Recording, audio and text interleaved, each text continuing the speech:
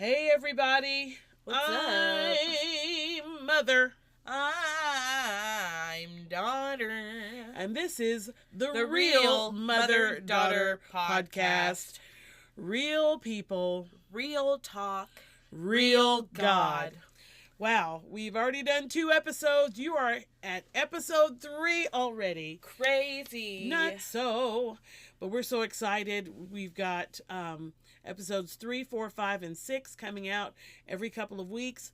This is episode 3. Yeah. I'm sorry, episode 4, 5, and 6. after this, but After this. Yeah, but this one's got to come out first. Oh. Okay. All right. It's fine. It's fine. Everything's fine. So you're getting real life, like, and real talk for real. Okay. So For real. So today's episode is entitled Journey of Our Hearts. And we're going to talk about our hearts and about the things that have kept us going. The podcast really is inspired by a very difficult journey of the last couple of years. Yeah. I got COVID in August of 2022. 2022. Or 2021. 2021. Yeah. And I was so sick, hospitalized, all of that. And I've had several issues as a result of that hospitalization. And it did some pretty serious damage to my body. And then I had some complications from a heart procedure, but we'll go into that in a minute. The last couple of years have been very challenging for us. Yeah. But God has been so present and faithful. And I'm going to force my daughter to sing a song here in a minute with me. Oh, Lord. My song that I've been singing since my heart journey began. Ah, yes. Yeah, I'm sure you don't mind it. No, I don't. So let's talk about heart journeys, because I'm not the one that started the heart journey in this little family. When Noelle was born, she had a huge heart murmur. Yep. And they were going, whoa, she's got it. And at 2.5 weeks old, she started having seizures. Yep. Took her to Vanderbilt, took her to the hospital in Springfield, Tennessee, which is where she was born. And they said, take her straight to Vanderbilt, which we did. They admitted her right away. All kinds of things happened in that hospital, but they said she needs to be on medication to stop these seizures. It was phenobarbital. So we started her on the medication. They checked her for low calcium and all this other stuff. They thought they saw a blip on her brain. Of course, I'm very calm at this point because I don't know why I was very calm. I guess the peace of the Lord was with me. Yeah. And Mom and Dad came and everything. And so we spent a lot of time in prayer.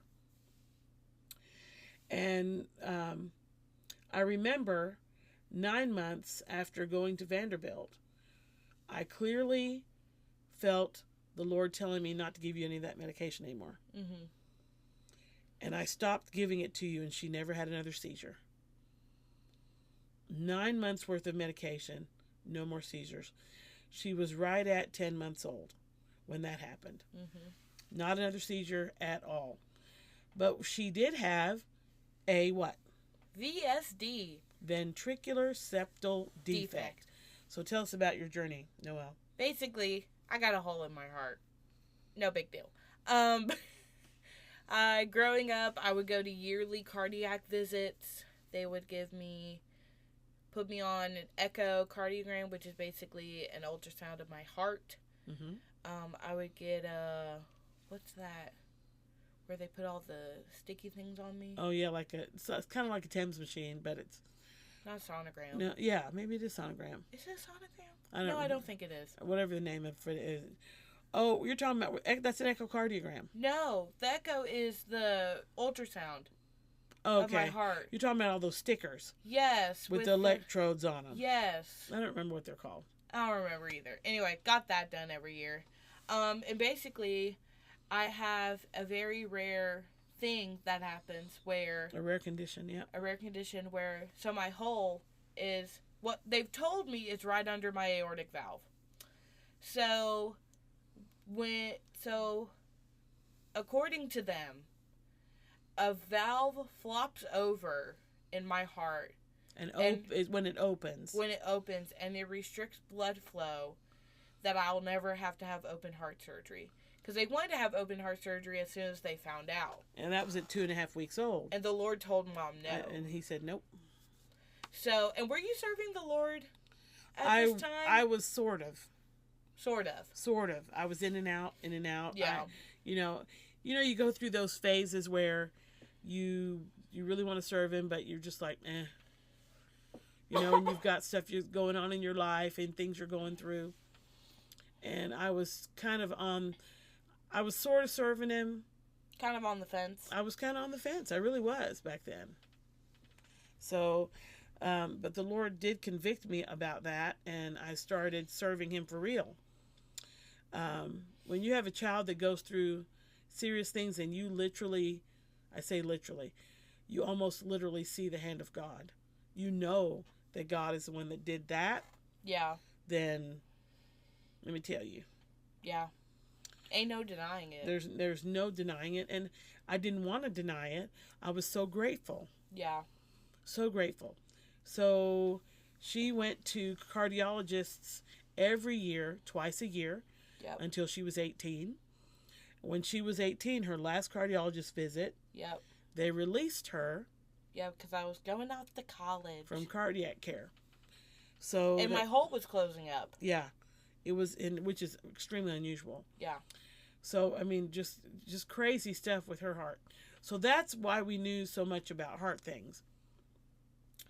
All right, so fast forward to COVID and me getting so sick. And I ended up having those COVID lungs. Y'all know the webbing and all that stuff in your lungs. And I've been trying to get breath and hard to breathe all the time. Well, it got really, really bad last year in March. Yeah. I was like, I am not breathing. And every time I walked somewhere, it didn't matter if it was to the kitchen, from the living room, I was so winded I had to sit down. And I knew this was not normal for me. So the night before, as you can tell, we're still kind of a little coffee. But the night before Noelle's spring break, yep, I was in the bed. I was sitting up and I arrested, like I could not breathe. And I was like, oh snap, I can't breathe. I woke up and go, I can't breathe. So I started texting her. Hey Noelle, sorry, cancel all of your spring break plans and come up here. I need you to take me to the hospital. True story. But I need to go to church and the board meeting first. So in the morning, I wake up. Yeah, so she wakes up, gets the text. Sunday morning. Yep. I'm getting, saying hi to my cat. I look at my phone. Oh, I gotta go to Nashville now. Yep. So I pack up my stuff. Yep. Tell my supervisor I'm not gonna be in to work that week. And I go to Nashville. I'm already at church. Go through church, go through the board meeting. Yep. And I mean, I'm trying to walk to the board meeting, and I am. Yeah. I mean, it was bad. It was really bad. Really bad. After the board meeting, I led worship like that. Noelle had to help me because I couldn't. Yeah. No, you didn't help me that day. No, because I came in like halfway through service. You came in, yeah. At the end, I think you might have come up. But I don't remember I led worship like that. And I told them, I said, I can't really sing very well, so y'all going to have to sing for me. It was a very musical church, so it was great. After the board meeting, we go to the hospital. I walk in. Mm-hmm. They put me in a wheelchair, and they say, can you breathe? And I said, no. Noelle's trying to get all the stuff out of the car and park and all that, She comes in, bypasses. I didn't know. She walked right past all the security. They're like, ma'am. I didn't know. Ma'am. I didn't know, okay? I don't live there anymore. Yeah, and she's got all this stuff. So she has to go through security. But when let me tell you, they immediately checked my SATs, my oxygen. And it was at like 76. It was 76 or 74. I thought it was 75, but it might have been. It was low. And they were like, "Are you lightheaded?" And I said, "No." They're like, "We don't want you to pass out." And I was like, I'm all right. But they were like, "Oh, okay." They took me straight back into a room. Yeah. And let me tell you something. When we got in that room, It y'all, wasn't even a room. it was emergency room. Well, yeah, but it wasn't like A room, your yeah. regular emergency room. It wasn't it was small. It was tiny, had a curtain. And that bed, y'all, Ooh. it was like laying on a piece of cardboard. It was so bad. I was in there for 5 days, mind you. Yeah. Because there were no rooms in the hospital. But I got in there. They're checking my heart. They're giving me oxygen. My blood pressure is some unreadable number. Like, it was ridiculous. Yeah. And my breathing is so bad. They have me on high oxygen. Yeah. Not high flow, but high saturation. Yeah. I think I was on like 6 when I started. Yeah. And they kept bringing me down and then it would go. My oxygen sats would drop again. And then they would have to take it back up. Yep. And then they were like, we got to figure out what's going on with this woman. Well, then they start looking at my blood flow and stuff. And they're like, Mm-hmm. So we were in the emergency room for 5 days. Now, mind you, this is all related to the heart. While we're in the emergency room, we are having the best time. We really are. We are laughing. We're talking. I'm talking as much as I can. And people coming in that work there are having the most fun with us. Yeah. So our room was like a room to come in and have fun, feel peace, and feel joy. And let me tell you, so much ministry happens when we recognize every situation is an opportunity. Yep. And that one was an opportunity for us to show those folks that there are people that still act right and aren't ugly all the time. Okay? Because let me tell you, those ER workers, they got screamed at, punched, cussed at, all kinds of stuff. While we were there, mind you. Yeah. They get peed on, all the things. And it's so hard for them. So we were trying to show them love. We really were. They took such excellent care of me. I ended up going up to the cardiac floor. Floor 4. Shout out to floor 4 and all of our floor 4 people. We love y'all. We ended up in that on the 4th floor, and you talk about loving those nurses. And the aides. Oh my goodness. We had a great time. So they put me in the bed and they were like, we got to do a heart cath. And they see I have 3 serious blockages. Well, first they diagnosed you with congestive heart failure. Yeah, heart failure. And then they were like, let's go get caths done. So they did that. And they were like, you have 3 blockages. I'm like, oh, we're going to do triple bypass surgery on you. I said, oh, but I had no insurance. So when you don't have insurance, then you have to jump through all these hoops to get them to do a surgery. I couldn't afford a $100,000 surgery. Mm-mm. So the hospital had to approve to do the surgery and take me on a financial assistance basis, which they eventually did. I was diagnosed in March. My surgery was May the 10th. Yep. But in the meantime, I couldn't drive. Nope. I couldn't lift a finger. I couldn't do anything. My heart was in such a condition that any stress on it could have been a fatal heart attack. Which brings me to this. So, obviously, we mentioned that I was on spring break. Mm-hmm. So, what did I have to do after spring break? I moved back to Nashville. She sure did. And I didn't take a semester off. Hindsight is 2020. I should have taken a semester off. But I didn't, and because I had my recital that semester. Yes, she did. So I was already taking online lessons. So I was just taking online lessons in Nashville, but I had to go back and forth to Cleveland so much because I was also taking a class that required me a specific software. I had to do my recital hearing. I had to do my actual recital. So all of that was before mom's surgery. But I was also having to fend off on the social media side of things because mom can't have any stress. So you know who has to take that stress on? Me. Yep. All of this was happening.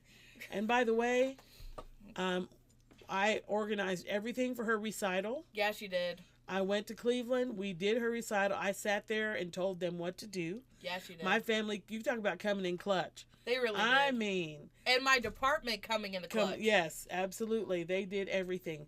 Fixed the tables and all of that. And nothing was prepared for us, even though we had called ahead. Yep. It wasn't ready. So the department did come in clutch and helped us out a lot. But so her recital went beautifully. The reception was great. The food was outstanding. She wanted a Caribbean-style reception. So I got a Caribbean-style reception. So she got a Caribbean-style reception. Caribbean food, Caribbean colors, all that. It was wonderful. And she did a fantastic job. So we get back to Nashville, and fast forward, I'm having surgery on May the 10th. Get there in the morning in my sweats and my t-shirt and my tennis shoes. Her parents have driven up. My parents are there. Some folks have driven up from Georgia. Yep. We got all kinds of people sitting in my sister Anna was there. Yeah. We had a bunch of people. My pastor was there. Some dear friends were there. My other set of grandparents basically were there. Yeah, were there. I mean, it was incredible. And she's in surgery for 7 hours. 7 hours of surgery. They ended up doing a quadruple bypass. Yep. And when they brought me out, I was still on a ventilator. Yep. There's a really awful picture of me. Yeah. Looking like I'm dying, really is what it looks like. And every time I look at that picture, I'm like, thank you, Lord. Yeah. You know, it was so bad. And I ended up being in the hospital for a very long time. Yeah. Come to find out, she did actually die on the table. On the table, yeah. Which is context for later in the story. Yeah. So, and some of you have heard this, some of you have not. So when I came out of everything, I was on the ventilator just for one day, and I was able to breathe on my own after that. But my feet didn't feel right. They never did. Because when all that happened to me, the neuropathy in my feet, I didn't have it very badly. I could walk normally. Everything was fine. I could feel everything. I just had it kind of creeping in a little bit because I'm diabetic. And y'all know how that goes. But the neuropathy ended up going all the way up my ankles, above my ankles, like midway up my calf. So now my feet don't work properly. I can't feel where I'm going. I can't tell. The only reason I can drive is because my brain knows when to push the gas and how hard, and my brain knows when to push the brake and how hard. So I can lift my legs up a little bit and I can drive, but walking is a huge challenge. Yep. So what ended up happening was I ended up unable to walk properly. I was in the hospital for 7 weeks, in rehab for 4, a total of 11 weeks. And y'all, let me tell you. And I wasn't here for the 4 weeks. Okay, so let's keep going. So in the middle of all this, while I'm in rehab, I get a call from Noelle. Wait, what? Oh, yes. Okay. This is going to be a little longer episode, guys. So not much longer because we're going to speed it up. So I end up in the hospital. For context, I'm in my internship in Virginia. Okay. Yep. And I'm in the hospital. And I have to have emergency gallbladder surgery because my gallbladders have decided to. Oh, okay. Hold die. on. So let me go back for a minute. Noelle calls me and says, Mom, I just really don't feel good. And blah, blah, blah. These are my symptoms. I said, go to urgent care. I had been feeling terrible for like a week. So she goes to urgent care and they said, go straight to the hospital. Yeah. She gets to the hospital. They said, we're admitting you. They do. You need your gallbladder out. Yeah, I had like a 7mm gallstone in my gallbladder, which is huge. Yeah, that's enormous. Okay, so I'm in rehab, mind you. Yeah. Normally, I would get in my car and drive there and be there the next day because for her surgery, couldn't do anything. No. So I spent most of the time on the phone. On the phone with her. I was on the phone with her for 7 hours that day. 7 hours straight, mind you. Yeah. We went through everything together.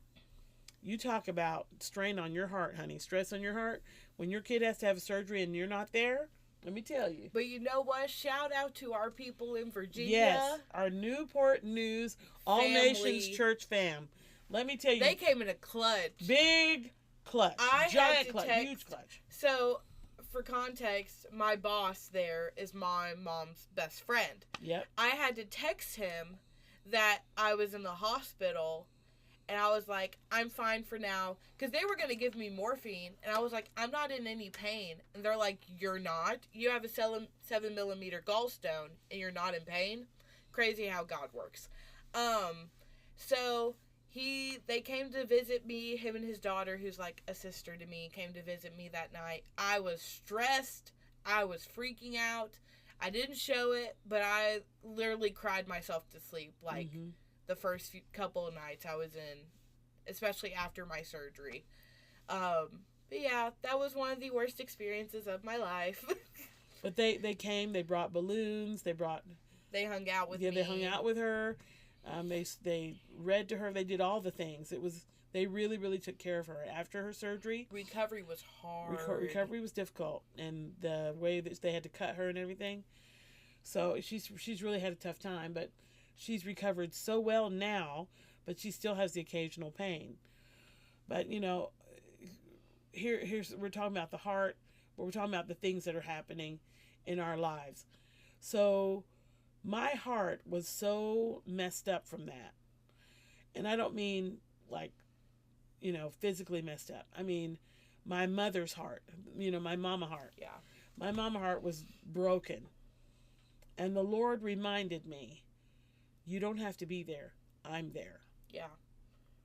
That's the comfort that we get at the heart level from our Almighty God. He says, where you cannot be, I am. Yep. In fact, I am. Yeah. That I am. So I was so grateful for that and knowing that. So my song throughout this whole heart journey, let me is Goodness of God. We're going to sing it in a minute.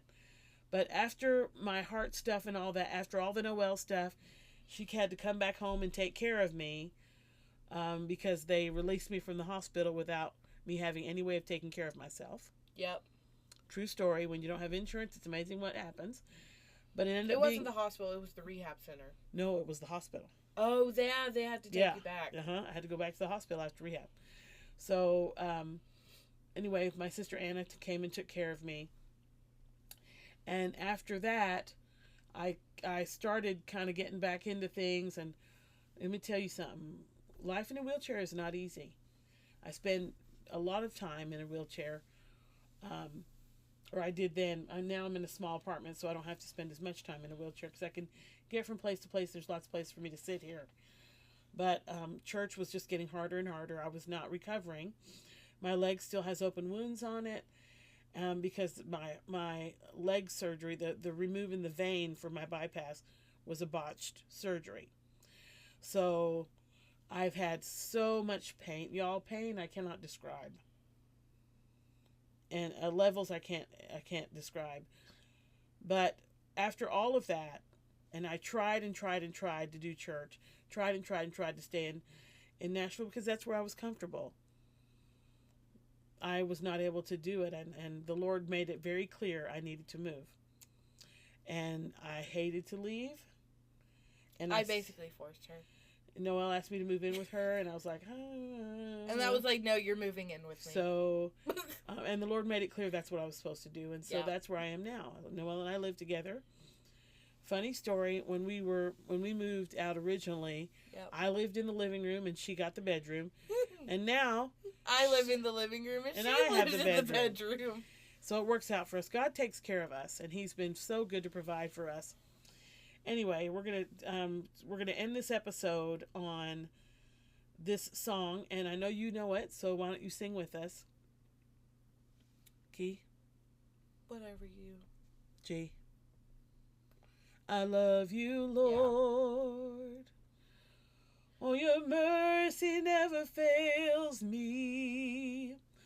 All my days I've been held in your hand. From the moment that I wake up until I lay my head, I will sing of the goodness of God. I just thought of copyright. Oh, okay. Well, that's all we're going to sing in that one. Yep. All right, you guys.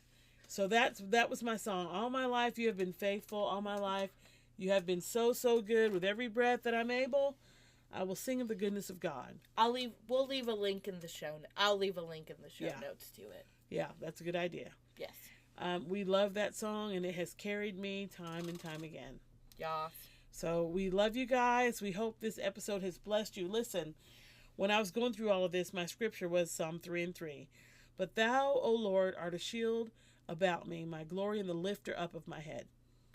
And that's the scripture that when my head was hanging low, he raised me up. He just always does. He's so good. Love you guys. Hope you've had a great, hope you've enjoyed this episode. Yeah. And I hope that if you have something to share, tell us all about it. You can go to our website, therealmotherdaughterpodcast.com. We have a little connect with me us form on there. You can also follow us on Instagram at The Real Mother Daughter Pod and on Facebook at The Real Mother Daughter Podcast. And you can follow us, comment there, message us, whatever have you. And don't forget to leave a 5-star review and leave a review telling us about your comments, your journey in this thing we call life. And we'll catch you later. I'm Mother. I'm Daughter. And this has been the real Noelle. I'll get it right one day. That was real, wasn't it? The Real Mother-Daughter Podcast. God bless you. Bye.